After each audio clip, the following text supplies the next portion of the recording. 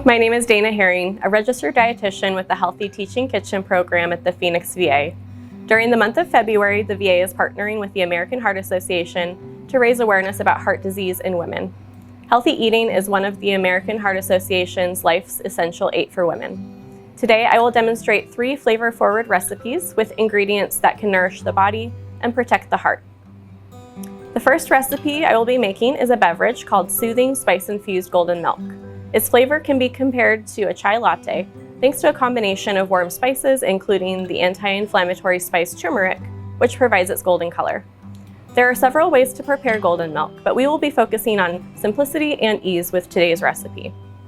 To make this recipe, I have measured 1 cup of milk into a microwave-safe mug. I am using low-fat 1% cow's milk today, but you can use whatever milk you like. If going plant-based, I would recommend an unsweetened soy milk for its healthy fat and protein content, along with a host of other benefits that come from whole soy foods. Next, I will add flavor with 1/4 teaspoon each of my spices, cinnamon, turmeric, and ginger, along with 2 teaspoons of honey or other sweetener of choice.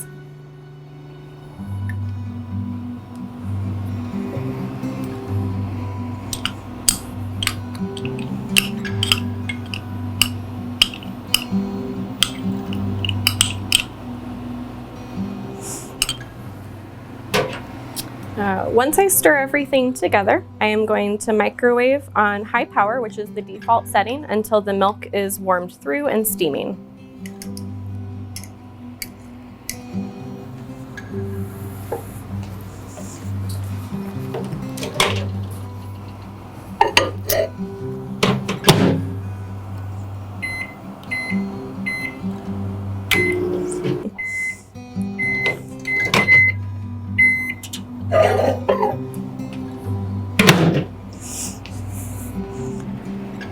The microwave process will take about 2 to 3 minutes. After that, I like to let it sit to cool slightly and give the spices time to infuse their flavors.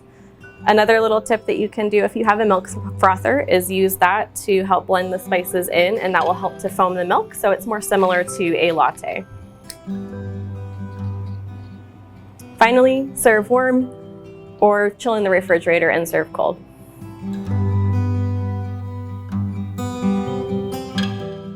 Next, I will be preparing a twist on takeout with a sweet and sour chickpea stir fry. Along with a focus on a fiber-rich plant protein source, this recipe highlights the value of low-effort and shelf-stable ingredients. This recipe is prepared in a pan on the stovetop. As with most stovetop recipes, the first thing we will want to do is preheat the pan we will be cooking in. This recipe calls for medium heat, so I'll set my stovetop based on that. For safety purposes, make sure to only do this with a dry pan, adding any cooking oil or butter when you are ready to go with your other ingredients. While my pan is preheating, I'm going to get started on my sauce. In a small bowl, whisk together 2 tablespoons of flour, 2 tablespoons of light or reduced sodium soy sauce, 2 tablespoons of unseasoned rice vinegar, 1 tablespoon of oil, and 1/2 teaspoon of garlic powder, which I've already added to my flour mixture. And I'm going to whisk that together with a fork until it's thoroughly combined and there's no more bits of flour that are not broken up.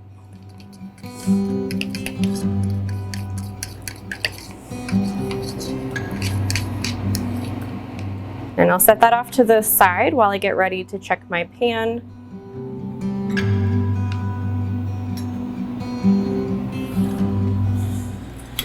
Okay, sorry. Because the stir fry style of cooking is so fast paced, we will want to make sure we have everything we need at a reach. I'll place my sauce mixture next to my stovetop, along with 2 cans of drained and rinsed garbanzo beans, a bag of frozen stir-fry vegetables, an open and drained can of water chestnuts, and an open can of crushed pineapple. I also want to make sure I have a heat-resistant stirring utensil, such as this rubber scraping spatula. Next, I'm going to check my pan to make sure it's at the right temperature for medium heat cooking, and I'll do that by putting a little bit of water into the center of my pan, making sure that it's just at a sizzle. Once the water evaporates, then I can start adding my ingredients.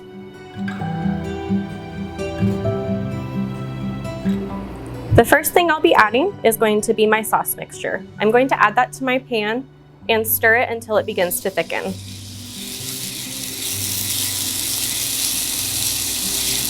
This can go pretty quickly, so just want to make sure we're ready with our other ingredients once the sauce has started to thicken. And then I will be adding my other ingredients in no particular order, but I'll be starting with my chickpeas, getting those stirred in.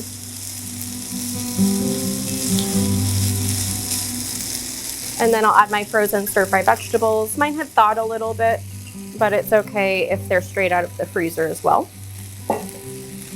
I like to stir as I go just to help everything come together and keep that sauce mixture from sitting at the bottom of the pan and possibly getting too hot and burn.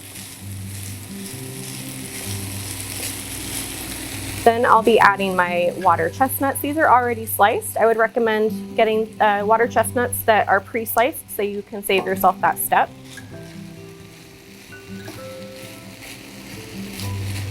And then finally my crushed pineapple. Altogether, this is going to give a similar flavor to a standard sweet and sour sauce, with the sour coming from our vinegar, a little bit of a salty flavor coming from the soy sauce, and then finally our sweet pineapple for the sweet portion of the sweet and sour flavor profile. And I'm going to be giving this a bit of a stir as everything comes together, turning up my heat a little bit to keep it at more of a sizzle since my pan did cool down with all of the frozen and cold ingredients.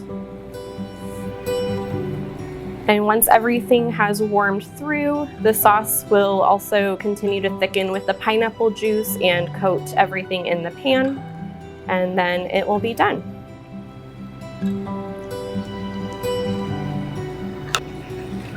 Continue to cook and stir until everything is warmed through and coated with the sauce. This will take about 4 to 6 minutes. Finally, transfer to bowls and serve warm, storing any leftovers in the refrigerator for up to 7 days or in the freezer for up to 6 months. Our third and final recipe for today features a flavor pairing that has stood the test of time: chocolate and peanut butter. This classic combo comes together in a unique way, in a chocolate peanut butter chia pudding. As its name suggests, chia pudding is made with chia seeds. Chia seeds are packed with fiber, healthy fats, and plant-based protein. To make chia seeds into a pudding, the seeds are soaked in some kind of flavored liquid, typically milk, juice, or a combination of these, which causes the seeds to expand. The final product has a texture similar to tapioca pudding. For today's chia pudding recipe, I have added 1 cup of low-fat cow's milk to a microwave-safe container. Again, you can use a different milk here if desired. To the milk, I am going to be adding 2 tablespoons each of the ingredients for our flavor base. First, I'll start with 2 tablespoons of cocoa powder, unsweetened, followed by 2 tablespoons of honey, or other sweetener of your choice.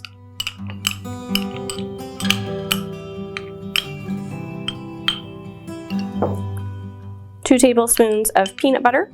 The peanut butter I'm using today is unsweetened, natural peanut butter.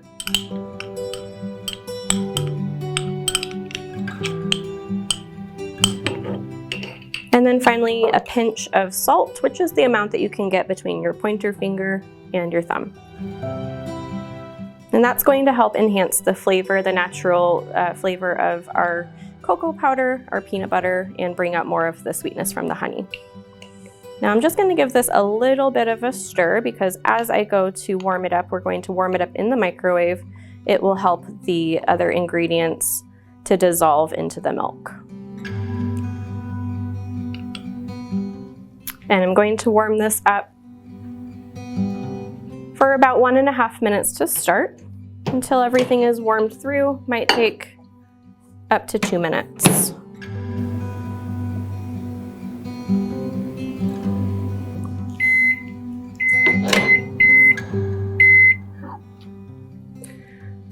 Warming up the mixture is crucial to bringing out the most flavor from the cocoa powder and also to help the peanut butter and the honey to dissolve into the milk mixture.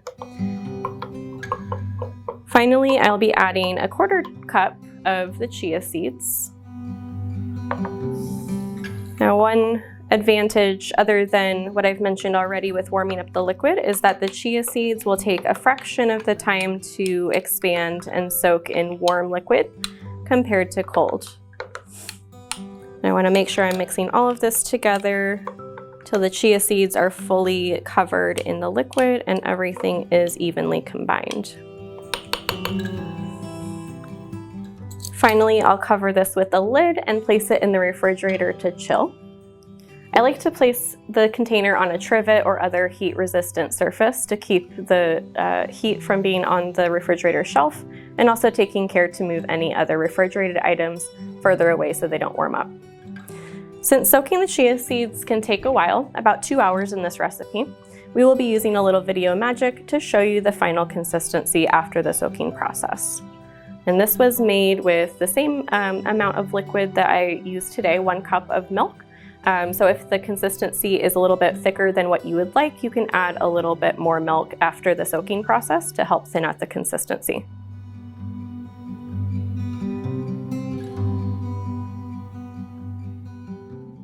Thank you for joining me and taking a step to improve your heart health. We hope this video has inspired you to get into your kitchen at home and explore.